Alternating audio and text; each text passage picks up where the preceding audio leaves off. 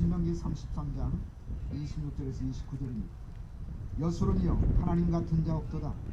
그가 너를 도우시려고 하늘을 타시고 궁창에서 위엄을 나타내시는도다. 영원하신 하나님이 너의 초소가 되시니 그 영원하신 다시 내 아래 있도다. 그가 내 앞에서 대적을 쫓으시며 멸하라 하시도다. 이스라엘이 안전히 구하며 야곱의 셈은 곡식과 새 포도주의 땅에 홀로 있나니 곧 그의 하늘이 이슬을 내리는 곳에로다. 이스라엘이여 너는 행복자로다. 여호와의 구원을 너같이 얻은 백성이 누구뇨? 그는 너를 돕는 방패시요 너의 영광의 칼이시로다. 내 대적이 내게 복종하리니 내가 그들의 높은 곳을 밟으리로다. 이는 하나님의 말씀입니다. 아멘.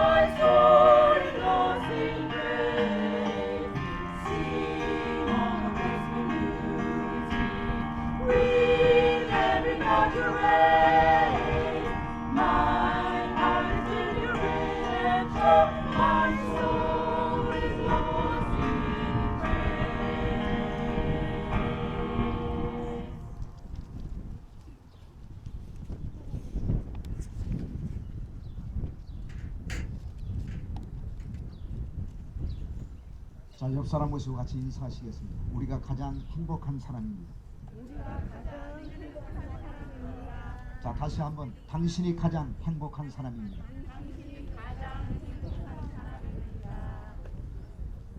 오늘 우리가 읽은 본문은 모세가 죽음을 앞에 두고 이스라엘 백성들을 모압 평지에 앉혀놓고 그들에게 마지막으로 축복하는 말씀을 기록하고 있는 내용입니다.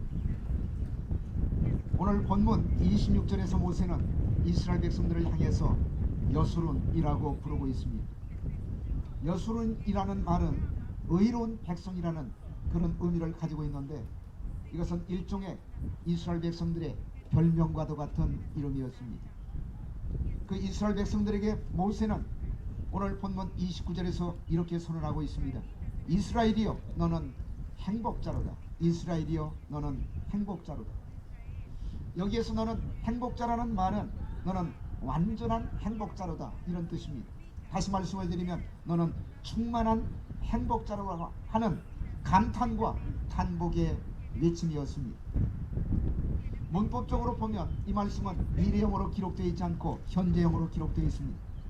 다시 말씀을 드리면 너는 앞으로 행복한 사람이 될 것이다, 혹은 미래 행복한 사람이 될 것이다, 그런 말이 아니라 바로 현재 여기에서 너는 행복한 사람이라고 선언하고 있는 것입니다. 그런데 이스라엘 백성들을 겉으로 보면 행복할 수 있는 조건을 전혀 가지고 있지 못한 백성들이었습니다. 이스라엘 백성들은 40년 동안 사람들이 살 수 없는 광야에서 떠돌이 생활을 했습니다. 그들은 집도 없었고 땅도 없었고 그리고 재산도 가지고 있지 못했습니다. 뿐만 아니라 가나안을 눈앞에 두고 있는 이 상황에서 그들은 가나안 정복 전쟁을 기다리고 있었던 사람들이었습니다. 그럼에도 불구하고 오늘 본문은 이스라엘 백성들을 향해서 너는 행복자라고 선언하고 있는 것입니다. 여러분, 모세의 이 선언은 과거에 이스라엘 백성들을 향한 선언이었을 뿐만 아니라 소위 영적인 이스라엘 백성들이라고 얘기하는 저와 여러분을 향한 선언이라고 생각합니다. 생명나무 교회 성도들이여 너는 행복자로다. 하나님의 백성들이여 당신들은 진정 행복한 사람들입니다 라는 모세의 선언이라고 생각합니다. 그렇다면 중요한 것은 이것입니다. 모세는 왜 이스라엘 백성들을 행복한 사람이라고 선언했을까요? 그리고 동시에 오늘 이 시대를 살아가고 있는 하나님의 백성들인 저와 여러분을 향해서 왜 행복한 사람들이라고 부르고 있을까요?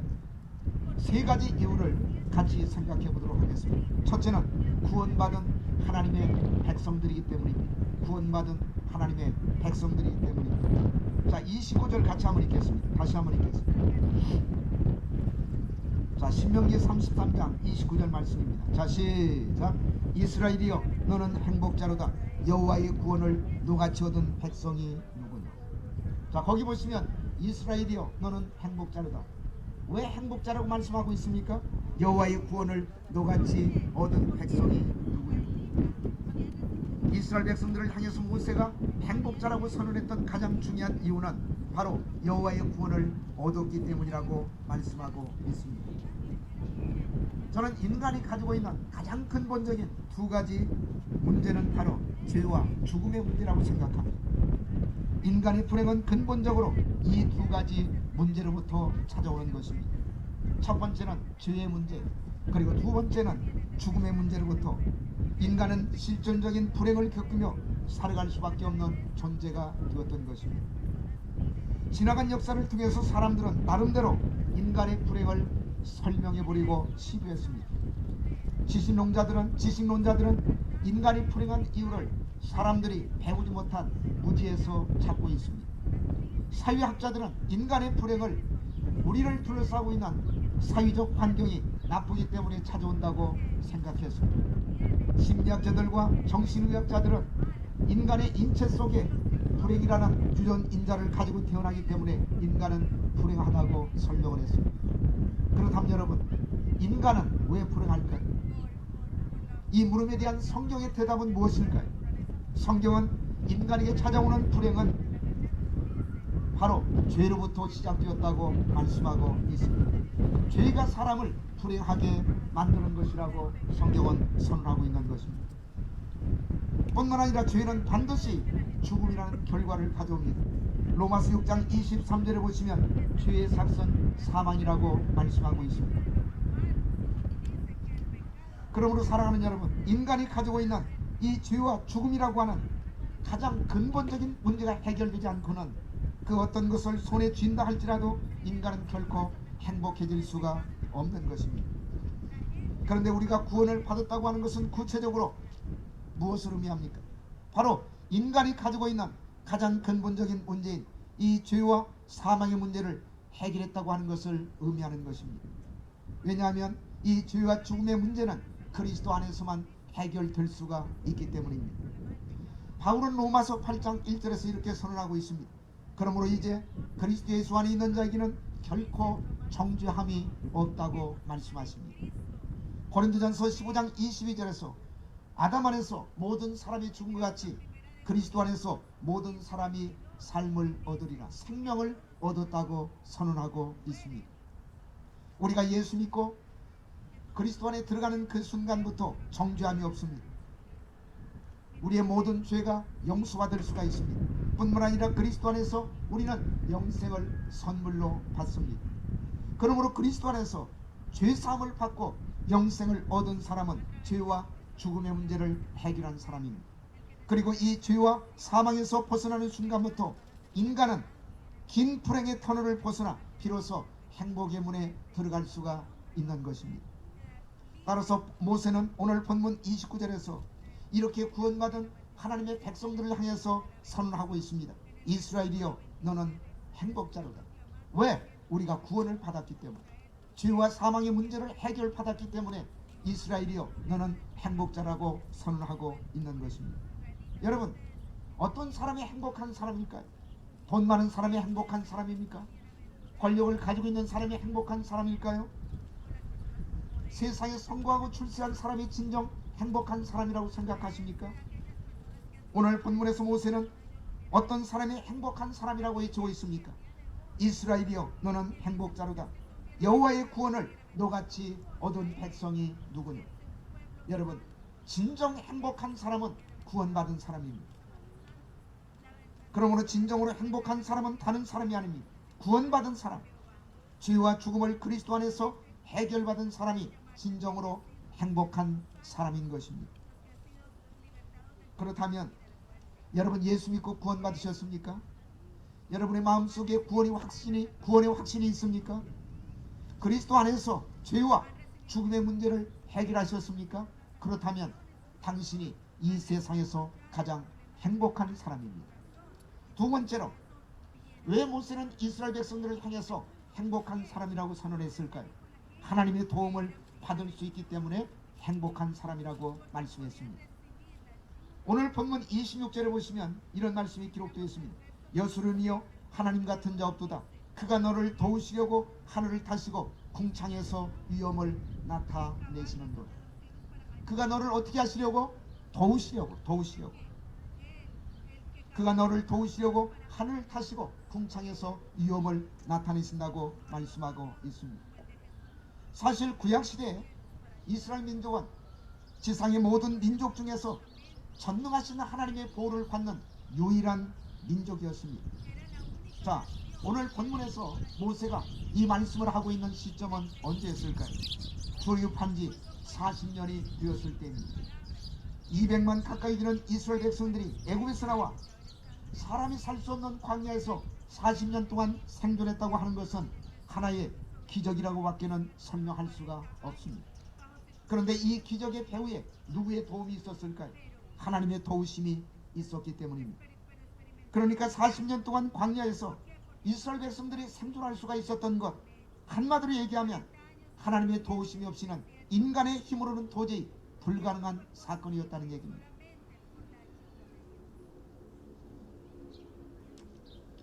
그래서 오늘 본문에서 모세는 이 기적을 누구보다도 40년 동안 생생하게 체험했던 이스라엘 백성들을 향해서 이렇게 선언하고 있습니다.